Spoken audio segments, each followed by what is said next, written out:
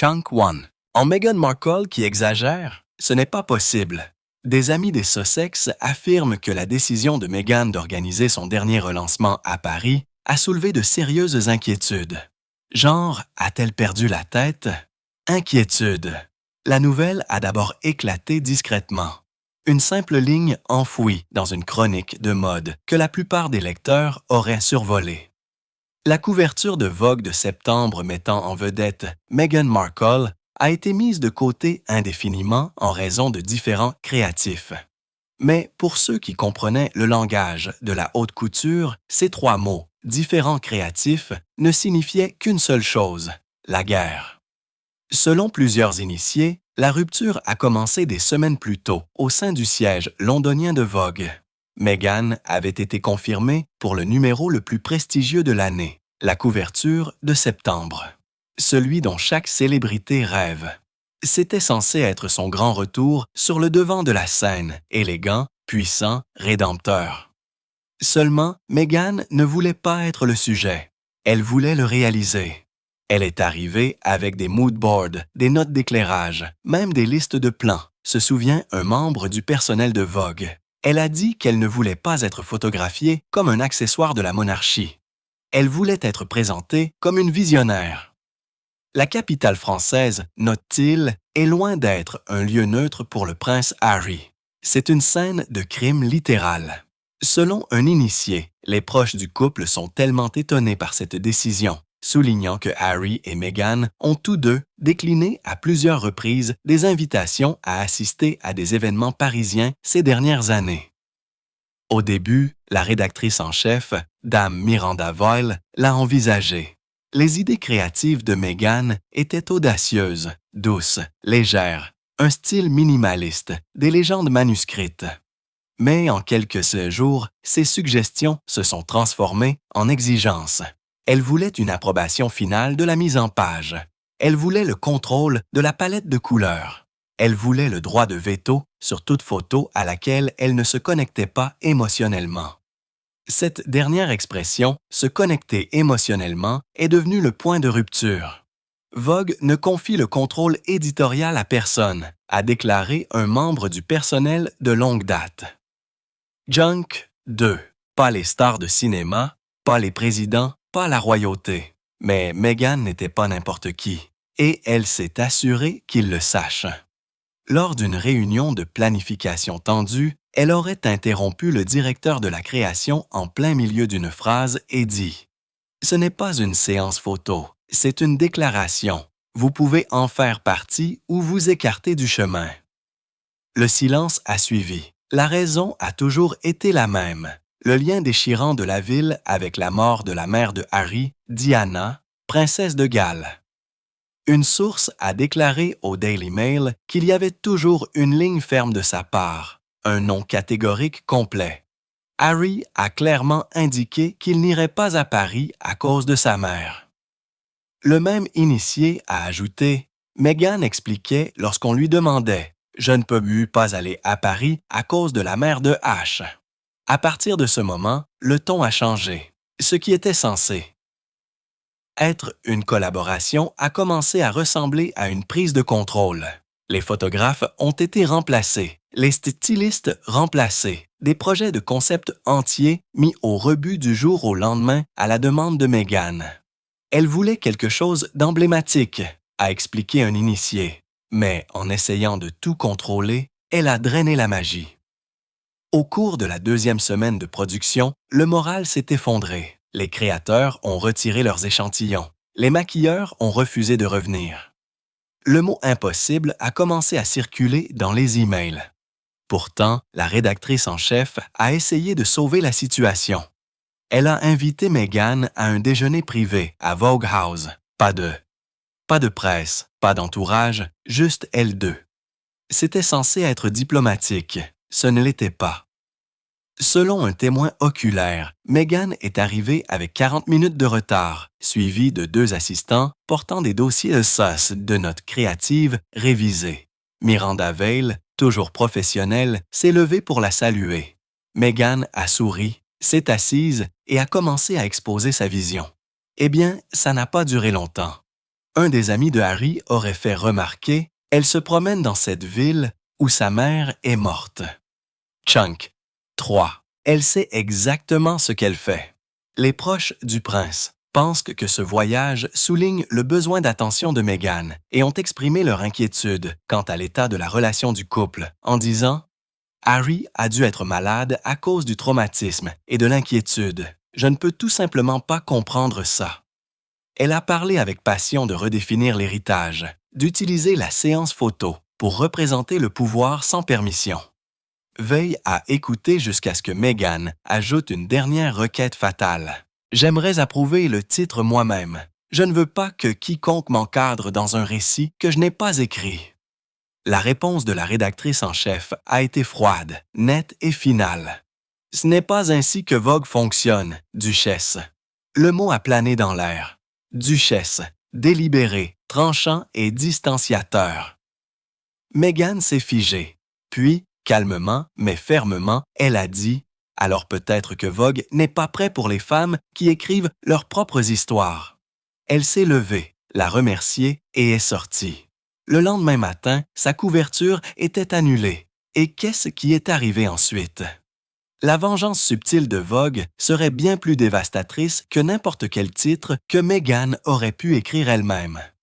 Un autre a ajouté « Ils veulent des choses différentes et il y a des moments où ce n'est vraiment pas génial. Je veux dire, vraiment pas génial du tout. » Ajoutant à la tension, le nouveau directeur de la création de Balenciaga a révélé au magazine Cote que Meghan s'était invitée à son défilé de mode parisien malgré la version de longue date de Harry pour la ville, expliquant « Meghan et moi nous sommes rencontrés il y a quelques années et nous nous sommes envoyés des textos depuis. » Et juste un rappel, chaque tweet supprimé, fausse déclaration et camouflage de relations publiques prennent des heures à reconstituer.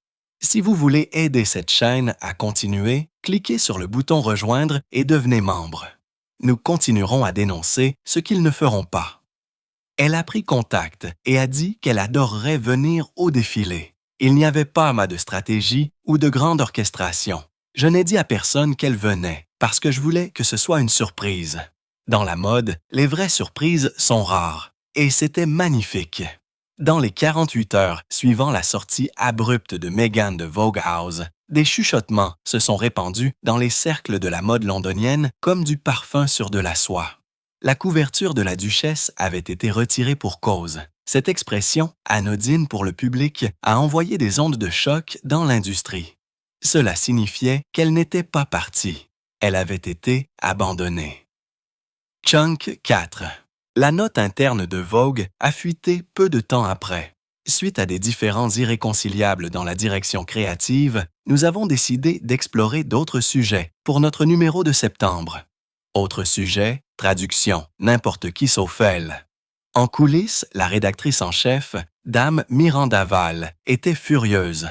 Selon un membre du personnel, elle a convoqué une réunion éditoriale d'urgence le soir même du départ de Meghan. Les portes étaient verrouillées, les téléphones confisqués et l'ambiance, selon un témoin, était celle d'un enterrement royal. Elle a dit à l'équipe « Ce magazine existe depuis un siècle. Nous ne cédons pas nos pages à l'ego. » Le lendemain matin, Vogue a riposté discrètement, élégamment, mortellement, au lieu de Meghan. Le numéro de septembre mettrait en vedette un ensemble de femmes façonnant l'avenir des médias. Des réalisatrices, des militantes, des mannequins, des entrepreneurs et le titre de couverture « Aucune femme ne possède le récit ». Le message était clair. Au moment où le magazine est arrivé en kiosque, l'histoire était déjà devenue virale. Les tabloïds l'ont qualifié de déclaration silencieuse de Vogue. Les médias sociaux se sont remplis de spéculations. Meghan avait-elle été trop contrôlante, trop exigeante, trop difficile? Son équipe a tenté de contrôler le récit, en poussant une réfutation discrète par le biais de sources proches de la duchesse, affirmant qu'elle avait choisi de se retirer de la couverture pour se concentrer sur ses propres projets créatifs. Mais les initiés savaient que c'était de la poudre aux yeux, surtout après que le Times ait publié un suivi explosif avec ce titre. La rédactrice de Vogue critique Meghan Markle. Nous ne laissons pas les célébrités réécrire l'histoire. La citation vérifiée par 3 membres du personnel appartient à Val elle-même. Elle avait été prononcée en privé lors d'un déjeuner avec un collègue, mais quelqu'un l'a divulguée. Lorsque les journalistes ont contacté Vogue pour obtenir des commentaires, Vogue a refusé de se rétracter. Il n'en avait pas besoin. Le mal était fait. À Montecito, Meghan était furieuse. Elle se sentait humiliée, a déclaré un initié. Elle pensait que Vogue céderait, pas qu'elle riposterait. Ce soir-là, elle aurait appelé son conseiller en relations publiques à New York. La conversation, selon une source informée de l'appel, a été animée. Ils ont transformé ma vision en une moquerie, s'est emporté Meghan. Ils m'ont utilisé pour faire du battage médiatique, puis m'ont effacé. Chunk 5. Son conseiller a insisté sur la retenue. Ne répondez pas, ont-ils dit. Le silence préserve votre pouvoir. Mais le silence était une chose que Meghan n'avait jamais su bien garder. Le lendemain matin, elle a publié une citation énigmatique sur son blog personnel. Une vieille phrase de Maya Angelou. Vous pouvez m'écrire dans l'histoire avec vos mensonges amers et tordus. C'était assez subtil pour éviter de nommer des noms, mais tout le monde savait exactement à qui c'était destiné. Et quand Vogue l'a vu, ils ont décidé de répondre. Pas avec des mots, mais avec quelque chose de bien plus délibéré. Une tribune libre rédigée par Val elle-même, destinée à paraître dans la lettre de l'éditeur du prochain numéro. Son titre, Quand l'histoire devient le styliste. Et à l'intérieur, caché entre des proses élégantes et une philosophie polie, se trouvait une ligne qui mettrait fin à toute chance que Meghan ait de travailler avec Vogue ou l'une de ses publications sœurs à jamais. Le numéro d'octobre de Vogue a atterri comme une grenade silencieuse. Pas de titre spectaculaire, pas de teaser de célébrité, juste la lettre de l'éditeur signature de Miranda Vall, imprimée dans la double page d'ouverture. À première vue, cela ressemblait à son essai habituel sur l'art, l'intégrité et le rythme de la féminité moderne. Mais à mi-chemin de la chronique, un seul paragraphe a bouleversé le monde de la mode. La véritable collaboration, a écrit Val, exige la confiance, pas le contrôle. Elle exige que les artistes abandonnent la vanité pour la vision. Lorsque l'on essaie d'écrire non seulement l'histoire, mais le conteur, l'authenticité meurt dans le miroir. Elle n'a jamais nommé Meghan. Elle n'avait pas à le faire. Chaque rédacteur, chaque styliste, chaque agent de relations publiques à Londres savait de qui parlait ce paragraphe. C'était une frappe chirurgicale habillée de satin, un message à chaque célébrité qui pensait pouvoir transformer Vogue en son journal personnel. En quelques heures, des captures d'écran du passage étaient partout. Les créateurs TikTok ont disséqué chaque ligne. Les journalistes de mode ont écrit des analyses essoufflées, intitulées « Le paragraphe entendu dans le monde entier ». Le camp de Meghan a été pris de court. Selon un membre de son personnel, elle a lu la lettre de l'éditeur en silence, puis a posé le magazine sur son bureau. Sa réponse a été mesurée, presque glaciale. Chunk 6. Elle pense qu'elle est intouchable, a dit Meghan. Mais tout le monde oublie. Les rédacteurs vont et viennent. Moi, pas. Ce n'était pas seulement de la défiance, c'était un défi. En une semaine, Meghan a commencé à passer des appels, discrètement, en contactant des journalistes sympathiques, des alliés influenceurs, même des stylistes qui avaient autrefois travaillé sous l'orbite de Vogue. Son but n'était pas de se battre directement, c'était de miner subtilement. Elle voulait lancer sa propre publication, d'abord numérique, brillante, responsabilisant, quelque chose qui remplacerait les gardiens dépassés par une optique moderne. Le titre de travail, Evoke, son pitch deck, qui a ensuite fuité vers Business Insider, le décrivait comme une plateforme pour les femmes qui ont été coupées de leurs propres histoires.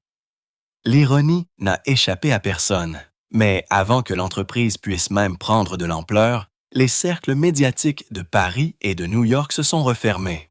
Les emails sont restés sans réponse. Les éditeurs ont refusé des réunions. Les agents de relations publiques ont retiré leurs offres.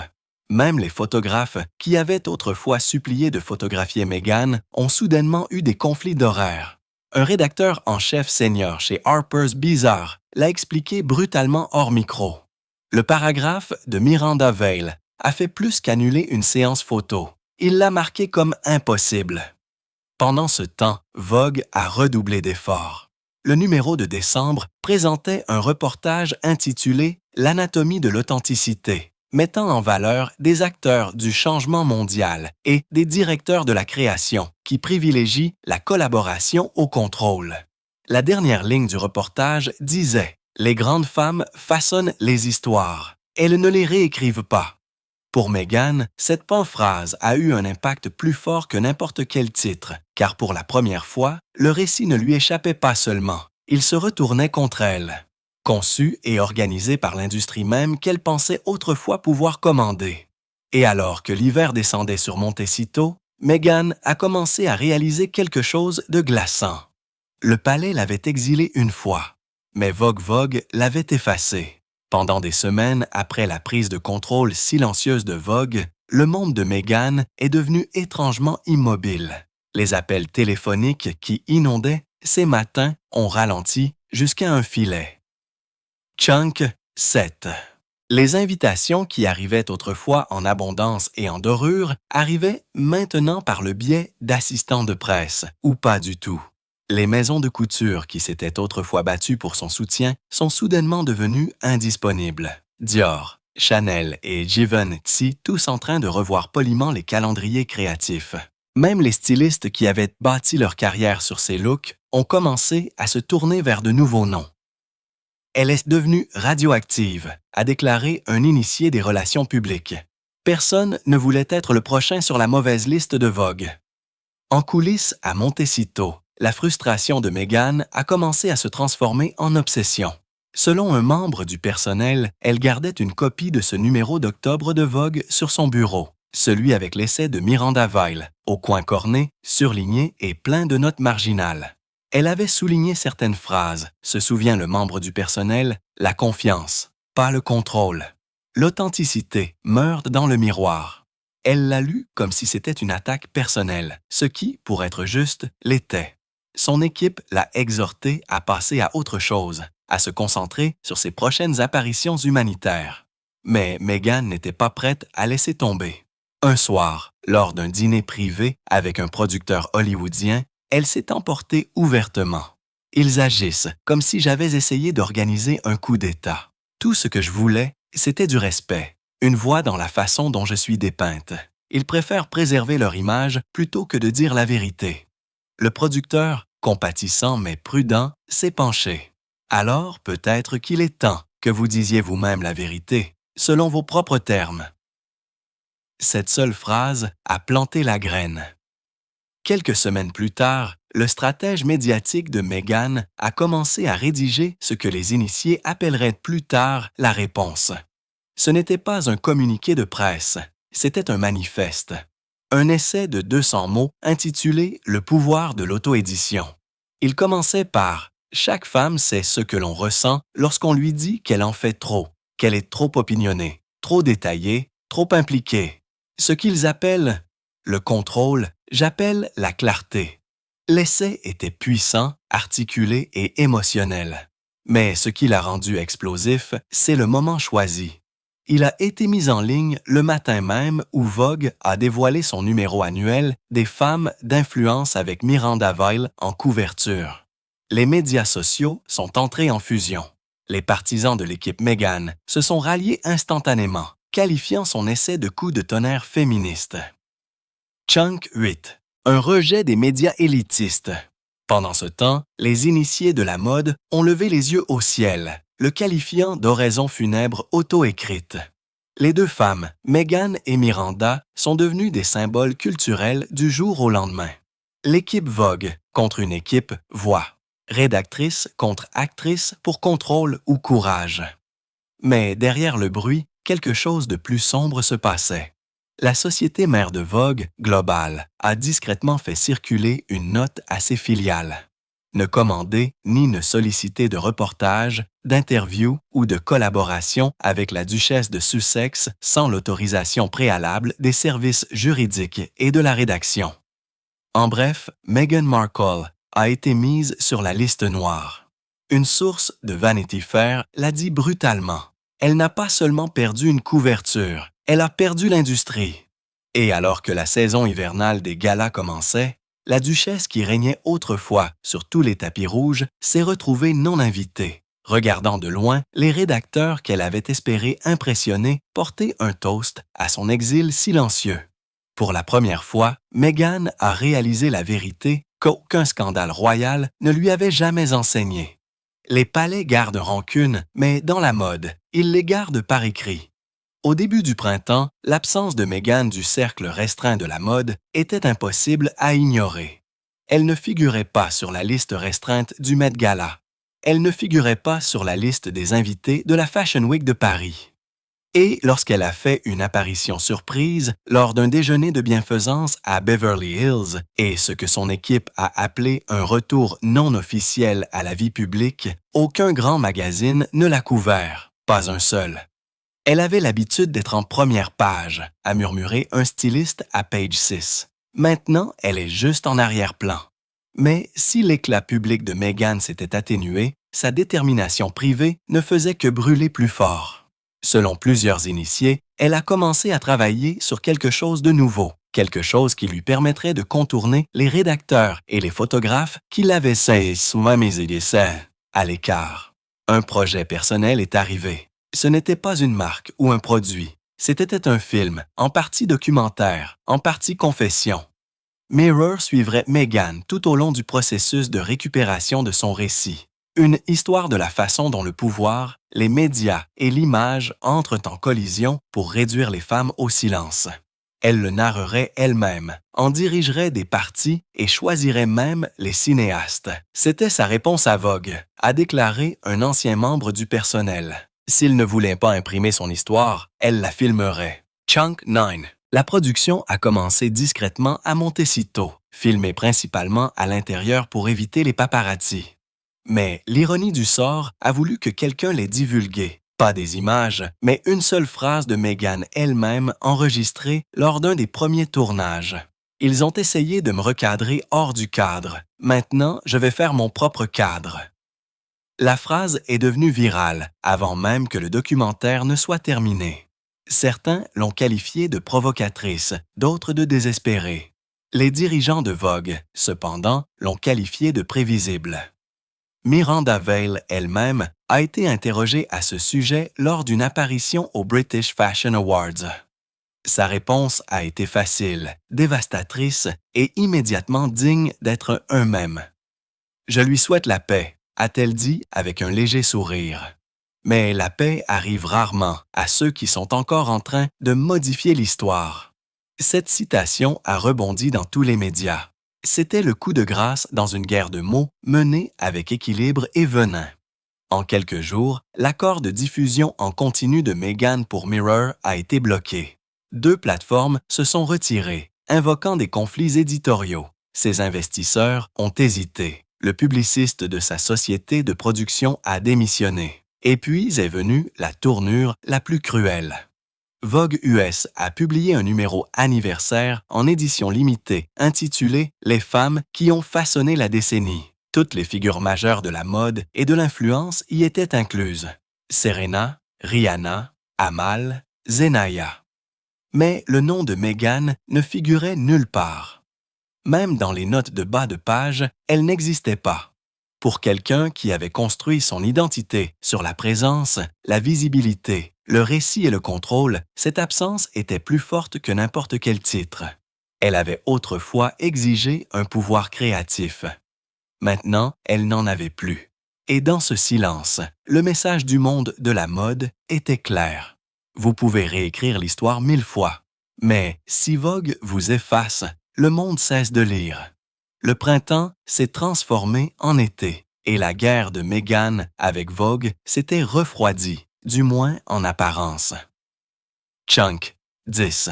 Les gros titres se sont estompés, les hashtags ont ralenti et le monde de la mode est passé à sa prochaine obsession. Mais à l'intérieur de Montecito, la tension persistait. Elle était convaincue que l'industrie avait conspiré pour l'enterrer, a déclaré un ancien membre du personnel. Elle a cessé de considérer cela comme un différend créatif. Pour elle, c'était du sabotage.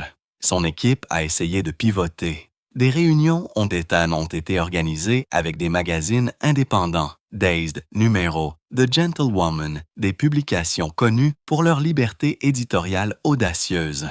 Mais chaque fois que son nom apparaissait sur une proposition, les projets s'évaporaient. Un rédacteur en chef l'a admis brutalement hors micro. « Nous ne pouvons pas la toucher, pas après Vogue. C'est un suicide professionnel. » Cette expression, suicide professionnel, est devenue la vérité tacite murmurée dans les coulisses de la mode. Meghan Markle, autrefois courtisée par toutes les marques et tous les photographes, était devenue un symbole de ce qui se passe lorsqu'une célébrité essaie de dépasser l'institution, et les institutions gagnaient. À la maison, la frustration de Meghan s'est transformée en agitation. Selon un initié, elle a commencé à garder un tableau blanc dans son bureau intitulé « Racines de la rédemption ». Elle y a répertorié toutes les idées qui pourraient reconstruire son image. Des collaborations, des campagnes humanitaires, des émissions spéciales en streaming, même des accords de parfum.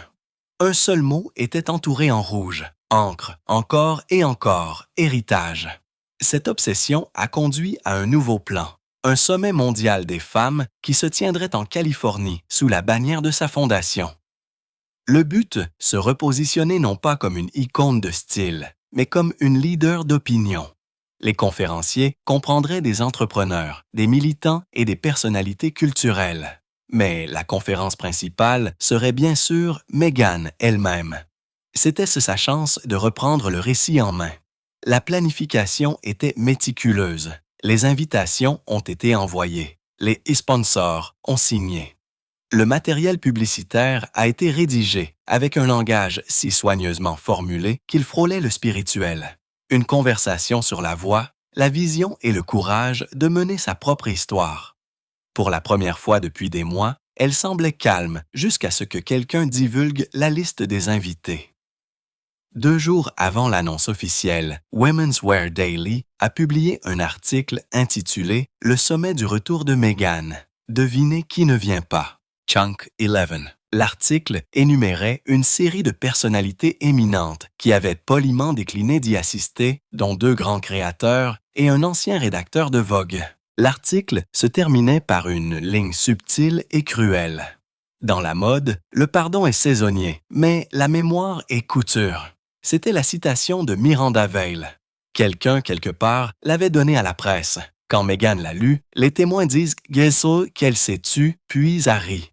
Un son court et cassant. Elle me hante toujours, a-t-elle murmuré. Même quand j'essaie de passer à autre chose. Le sommet a quand même eu lieu, mais le mal était fait. Les sponsors sont devenus nerveux. La participation a diminué. Le jour de l'événement, un membre du personnel a décrit la salle de bal comme à moitié pleine et 2 fois plus tendue. Et, alors que Meghan montait sur scène, parfaitement stylée, parfaitement composée, elle a souri aux caméras et a dit « Quand ils vous ont fermé les portes, construisez votre propre palais. » Les applaudissements étaient polis, pas électriques, car en dehors de cette salle de bal, le monde avait déjà décidé comment l'appeler. Pas visionnaire, pas victime, mais quelque chose de bien plus cruel. La duchesse qui a essayé de modifier Vogue. Et à la fin, ce titre est resté plus longtemps que n'importe quelle couronne n'aurait jamais pu le faire. À l'automne, l'expression « la duchesse qui a essayé de modifier Vogue » s'était ancrée dans la culture pop, à la fois comme un conte de mise en garde, un mème et un avertissement murmuré lors des dîners de l'industrie. Publiquement, Meghan a fait semblant que cela ne la dérangeait pas. Elle a souri lors des galas de bienfaisance, a prononcé des discours soignés et a parlé lors d'interviews de croissance et d'évolution créative. Mais en privé, ceux qui travaillaient le plus près d'elle ont vu une histoire différente, une histoire d'épuisement, de paranoïa et de fierté blessée. Elle a cessé de faire confiance à quiconque du monde des médias, a déclaré un ancien assistant. Même des questions simples comme « Quel photographe voulez-vous » se sont transformées en débats de 3 heures. Chaque choix lui semblait être un piège. Puis est venu l'appel qui a tout relancé. Un jeune styliste de Vogue US, ignorant la liste noire invisible toujours en place, a contacté, par le biais d'une connaissance commune, pour savoir si Meghan envisagerait un reportage dans une petite rubrique de vacances sur l'évolution de la relation de la mode avec le pouvoir. Ce n'était pas une couverture. Ce n'était même pas une interview d'une page entière, juste une citation et une photo. Pour l'équipe, cela semblait inoffensif. Mais Meghan y a vu une opportunité. « C'est comme ça que ça commence », a-t-elle dit à son directeur de la communication. « Ils vous démolissent, puis ils vous testent pour voir si vous allez ramper pour revenir. » Je ne rampe pas, je réécris. Son plan était audacieux. Chunk 12. Accepter le reportage, mais contrôler tous les détails en coulisses. Elle fournirait son propre photographe, son propre éclairage, même sa propre réponse écrite. Le résultat était stupéfiant, trop stupéfiant. Lorsque le matériel de Meghan est arrivé au bureau new-yorkais de Vogue, les rédacteurs étaient sans voix. Chaque photo était méticuleusement mise en scène, chaque réponse formulée comme un manifeste. Elle n'avait pas participé à leur histoire, elle l'avait transformée en la sienne. Un rédacteur aurait murmuré « Elle nous dirige encore ». N'a-t-elle rien appris la dernière fois? Ils ont immédiatement rejeté l'article. Le refus est arrivé dans un email de 2 lignes. Merci pour votre soumission. Malheureusement, la direction créative ne correspond pas à notre ton éditorial actuel. Pour Meghan, c'était l'humiliation une fois de plus. Une autre porte silencieuse claquée par la même institution qui l'avait effacée 1 an plus tôt. Elle a jeté les photos imprimées sur son bureau, selon un témoin, et a dit doucement « Ils ne me laisseront jamais revenir ». Mais ensuite, presque comme si l'univers voulait enfoncer le couteau. Vogue US a dévoilé sa prochaine grande couverture. Miranda Veil, assise à son bureau de rédacteur, titre flamboyant. La femme qui garde la mode honnête. À l'intérieur, un court encadré mentionnait le phénomène croissant des autonarrations de célébrités, les décrivant comme une vanité déguisée en authenticité.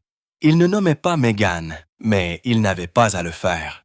Elle était devenue le fantôme hantant sa propre histoire, comme le visage que l'industrie invoquait chaque fois qu'une star essayait de dépasser les limites. Et c'est alors qu'elle a pris la décision qui allait tout changer, cesser de demander leur scène et construire la sienne à partir de zéro. Selon des documents commerciaux divulgués des mois plus tard, Meghan a discrètement enregistré une entreprise sous un nouveau nom, Narrative Studio. Sa mission était simple: produire, publier et contrôler du contenu original sans ingérence éditoriale. Plus d'intermédiaires, plus de rédacteurs, plus de vogue. Mais l'ironie, comme l'a dit l'un de ses anciens conseillers en relations publiques, était amère. Elle a passé des années à se battre pour être la conteuse. Et à la fin, elle est la seule à écouter encore. Car malgré toute sa défiance, une vérité persistait comme le parfum d'une salle de bal vide. Dans la mode, le pouvoir n'est pas imprimé sur la couverture. C'est la main qui décide qui en obtient une. Le lancement du studio narratif était censé être la renaissance de Meghan.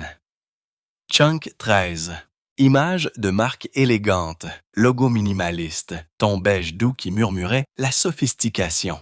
Le communiqué de presse le décrivait comme un espace créatif permettant aux femmes de raconter leurs histoires sans filtre, sans modification et sans excuse. Mais derrière cette formulation parfaite se cachait un schéma familier. Meghan voulait toujours le contrôle, un contrôle total. Son premier projet sous le studio était un magazine en ligne appelé Échelon, un hybride entre un journal de style de vie et une plateforme d'opinion. Chaque article serait personnellement organisé par Meghan elle-même, couvrant des sujets allant du bien-être à la politique de la perception. Sauf que le monde de la mode n'était pas dupe. Elle rebaptise l'ego en autonomisation, a écrit un chroniqueur parisien. La duchesse ne veut pas de collaboration. Elle veut des confessions qu'elle peut modifier.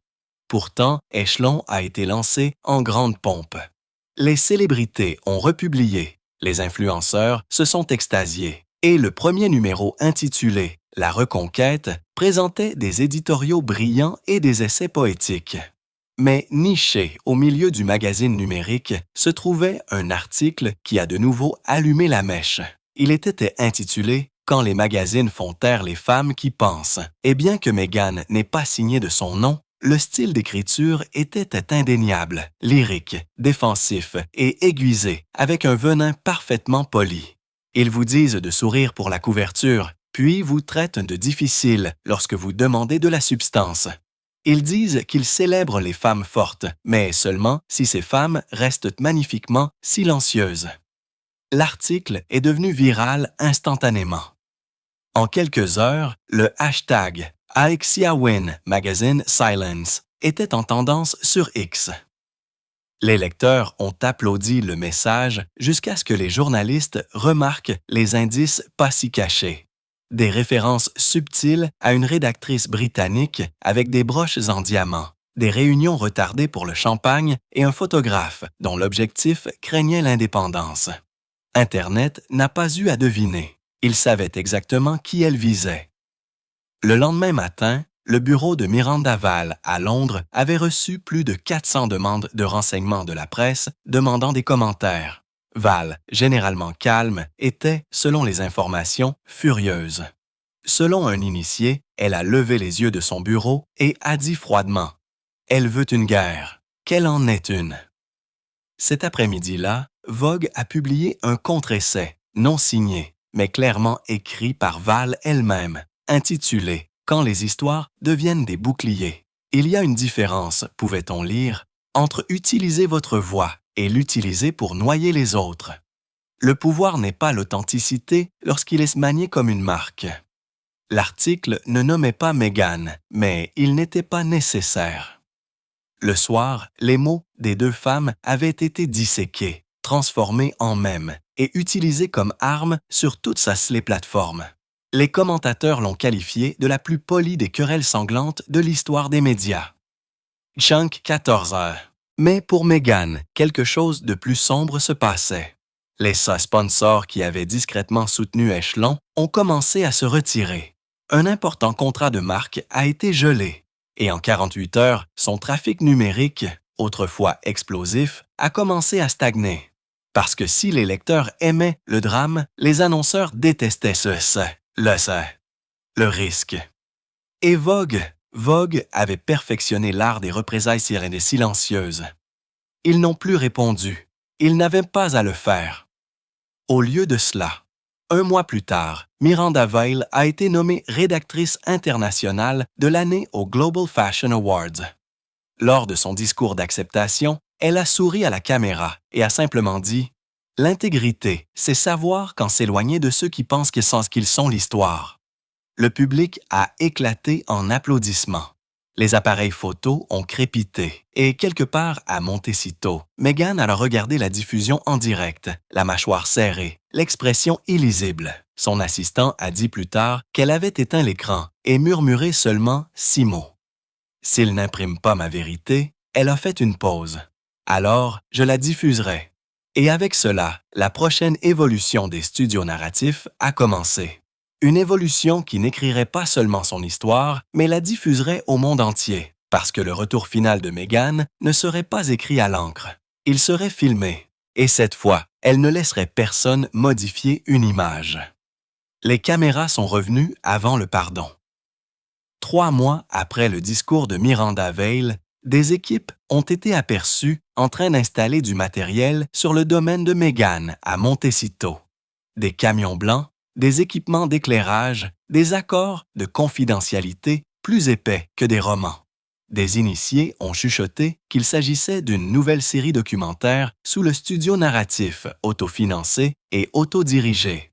Le titre, Unframed, non encadré. Selon des notes de production divulguées, le concept était un essai visuel sur la vérité, le contrôle et l'image féminine dans les médias modernes. Mais tout le monde savait ce que c'était vraiment. La contre-attaque de Meghan. Elle n'allait plus combattre les magazines avec des tribunes ou des messages Instagram. Elle allait réécrire complètement le champ de bataille et se faire l'objectif. La première bande-annonce a été diffusée 6 semaines plus tard. Chunk 15, c'est ça, Chunk 15. Un écran noir, une respiration, puis la voix de Meghan. Ils m'ont traité de difficile. J'appelle ça connaître ma valeur. coupures sur des éclairs. Elle ajustant une lumière, révisant des images, feuilletant un storyboard. Le texte final est apparu en lettres blanches à empattement. Unframed, bientôt disponible. Internet a explosé. En quelques heures, le clip avait 10 millions de vues. Les partisans l'ont qualifié de révolutionnaire. Les critiques l'ont qualifié de couture vindicative.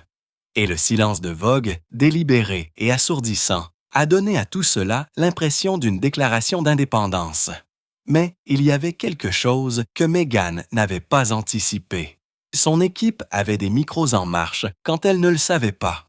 À mi-chemin de la production, l'un des monteurs aurait sauvegardé une version non coupée de ses conversations sur le plateau, franches, frustrées et parfois venimeuses. Dans un clip, divulgué plus tard anonymement en ligne, on peut l'entendre dire « Vous savez quel est le problème. Ils ne veulent quoi que des femmes qui peuvent être moulées, qui sourient, posent et les remercient pour le privilège. Eh bien, j'en ai fini de jouer. La fuite s'est propagée comme une traînée de poudre. » Au début, elle a stimulé l'intrigue, mais bientôt les critiques ont disséqué chaque mot, tordant sa frustration en arrogance. Les hashtags ont de nouveau basculé, de #unframed à #jawan, hinged, mâchoire déboîtée. Les initiés de la mode ont chuchoté que cela prouvait tout ce que Miranda Vail avait laissé entendre, que Meghan n'était pas réduite au silence. Elle était accro au contrôle. Même ses partenaires de production sont devenus mal à l'aise. Un cadre anonyme a déclaré à Deadline « C'est puissant, mais c'est dangereux. Chaque fois qu'elle essaie de reprendre le récit en main, elle leur offre un autre titre. » Pourtant, Meghan a insisté. La série documentaire a été achevée, montée et programmée pour être diffusée dans le monde entier. Elle a refusé les notes du studio, refusé les relations publiques externes et refusé de laisser les distributeurs couper une seule image. Son équipe l'a supplié de reconsidérer, l'avertissant que le ton brut pourrait se retourner contre elle. Elle a répondu avec une phrase glaçante. « Si la vérité me coûte tout, au moins, elle sera à moi. » Chunk 16. Mais dans les dernières semaines avant la sortie, un développement inattendu a tout ébranlé. Un membre du personnel de Vogue, discrètement désillusionné par le règne de Miranda Vail, a contacté l'équipe de production de Meghan. Ils avaient dit saisir des fichiers, des emails et des notes internes des réunions originales de Vogue. Des preuves. Ils ont affirmé que le magazine avait prévu de remodeler son article de couverture des mois avant qu'elle ne demande des changements. Un email en particulier disait « Atténuer son récit de contrôle, garder la chaleureuse mais contenue. » Contenu, c'était le mot qui hantait le plus Meghan. Le lanceur d'alerte a tout envoyé, près de 200 pages de correspondance interne. Et alors que Meghan lisait chacune d'elles, son expression, selon les informations, est passée de la rage à la justification. Enfin, elle l'avait. La preuve que sa réputation ne s'était pas simplement effondrée par accident. Elle avait été gérée, moulée, modifiée. Le lendemain matin, ses producteurs ont reçu une nouvelle directive. L'ordre des épisodes pour Unframed devait être élargi. Le titre de la finale, Contained, contenu. Et dans ce seul mot, l'histoire de Meghan, celle pour laquelle elle s'était battue pendant des années, avait enfin son tranchant le plus aiguisé. La sortie de Unframed Contained ressemblait moins à une première de documentaire qu'à un règlement de compte. Les plateformes de streaming se sont effondrées dans la première heure. Des téléspectateurs du monde entier se sont connectés en s'attendant à une autre confession de célébrité. Mais ce qu'ils ont obtenu était quelque chose de bien plus délibéré, de bien plus dangereux.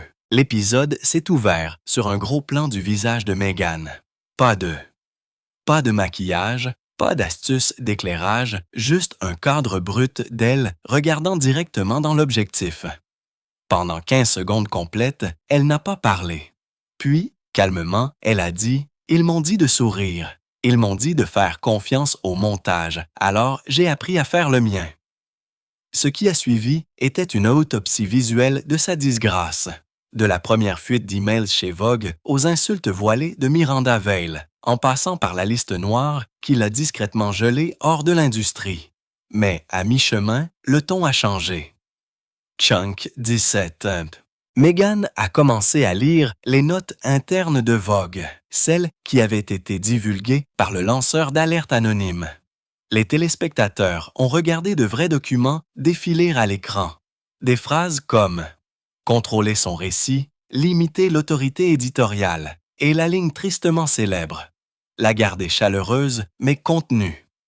Des allaitements ont rempli les salons. Les médias sociaux sont devenus sauvages. Pour la première fois, le public ne voyait pas Meghan réagir. Il la voyait prouver. Des extraits des réunions de couverture de Vogue ont été diffusés ensuite. Des images granuleuses des coulisses que personne ne savait même qu'elles existaient. Ses suggestions polies, ses corrections calmes, ses efforts pour façonner la séance photo étaient tous là. Pas un comportement de diva, mais une implication créative. La version que les médias avaient vendue semblait soudainement creuse. Quand elle a repris la parole, sa voix a tremblé, mais pas de faiblesse. Ils ont dit que j'avais essayé de contrôler l'histoire, mais ce qu'ils voulaient vraiment dire, c'est que j'avais cessé de les laisser écrire la mienne. Internet a explosé. Les hashtags ont basculé du jour au lendemain. Just Chaos Vogue exposed. Sasha's chaos contained no more. Justice for Meghan. Les journalistes ont exigé des déclarations. Le palais est resté silencieux. Le Bureau des relations publiques de Vogue a publié une courte réponse affirmant qu'il y avait eu une manipulation du contexte, mais le mal était fait, car Meghan avait fait ce que personne ne pensait possible. Elle avait transformé l'institution de la mode la plus puissante du monde en sujet de son histoire. Pour Miranda Vail, cela a été un coup de fouet professionnel.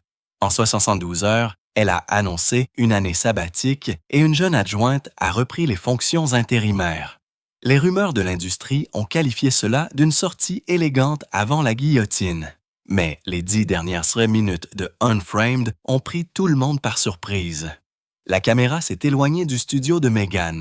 Sur la table devant elle se trouvaient 2 objets. Son ancien numéro de Vogue au coin corné et annoté et un simple cahier blanc étiqueté « Le prochain brouillon ». Elle a regardé les deux, puis dans la caméra. « Vous pouvez modifier un titre », a-t-elle dit doucement, « mais pas un battement de cœur. » Un silence. Chunk 18. Puis, dans un rare sourire non scénarisé, fatigué, sincère, sans garde, elle a ajouté « Peut-être qu'il ne s'agissait jamais d'être sur la couverture.